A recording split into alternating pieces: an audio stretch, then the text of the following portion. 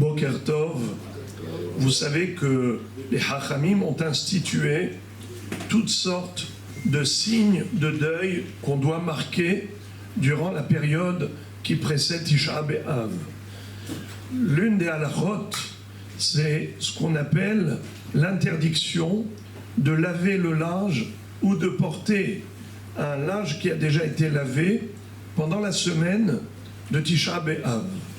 Alors comment doit-on faire si on veut changer de vêtements? On ne veut pas rester toute la semaine avec des vêtements sales. Alors il y a une astuce, c'est qu'avant Shabbat, on porte le vêtement quelques minutes. À partir de ce moment-là, ça ne s'appelle pas un vêtement propre, car on l'a porté.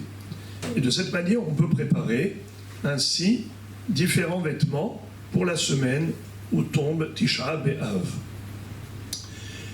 Et même aujourd'hui, où nous avons des machines à laver, on aurait pu dire, tiens, je ne vais pas laver à la main, c'est la machine, mais malgré tout, c'est toujours la même simcha, car on procure une sensation de bien-être lorsqu'on lave le linge, qu'on a du linge propre, ou qu'on porte du linge propre. Bien, tout cela, c'est interdit pendant la semaine durant laquelle va tomber Tisha B'Av. Pour les Ashkenazim, c'est encore plus strict. Eux, ils commencent déjà à partir de Rosh Chodesh. Depuis Rosh Chodesh, ils s'abstiennent à la fois de laver le vêtement ou de porter un vêtement propre. Mais en cette année 5785, étant donné que Tisha B'Av va tomber dimanche, donc il n'y aura pas de semaine durant laquelle tombe Tisha B'Av où on va pouvoir appliquer la halakha que je viens de citer. Pourquoi? Car qu'est-ce qu'on appelle la semaine où tombe Tisha B'Av? C'est les jours qui sont entre le Shabbat et Tisha B'Av. Les jours qui précèdent Tisha B'Av, qui arrivent après Shabbat.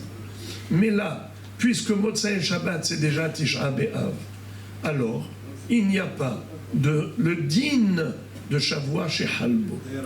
Certes, c'est vrai que dans le Shulchan Aruch, il y a deux opinions. Yesh veyesh. Il y a ceux qui considèrent que toute la semaine qui précède le Shabbat, ça s'appelle Shavua chez Halbo. Mais le Shulchan Aruch a tranché comme la deuxième opinion, qui considère que non. Étant donné qu'on a le Shabbat marque la semaine, c'est-à-dire la fin de la semaine dernière et le début de la semaine prochaine, c'est la semaine suivante, c'est Motzei Shabbat, et Motzei Shabbat, c'est déjà Tisha B'Av. Donc il n'y aura pas cette année ce din. On pourra laver le linge et porter des vêtements propres pendant toute la semaine qui précède Tisha B'Av, vu qu'il n'y a pas le din de Shavua chez Halbo. Ça c'est vrai pour les Séfaradim.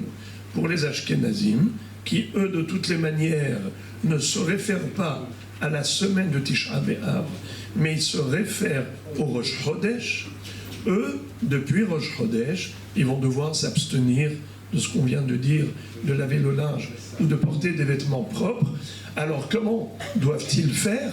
Ils devront préparer, comme on a dit, des vêtements, en portant un petit moment des vêtements propres, pour pas qu'ils soient considérés meroubassim, des vêtements qu'on vient de laver, et comme ça, ils vont pouvoir changer leurs vêtements durant la période.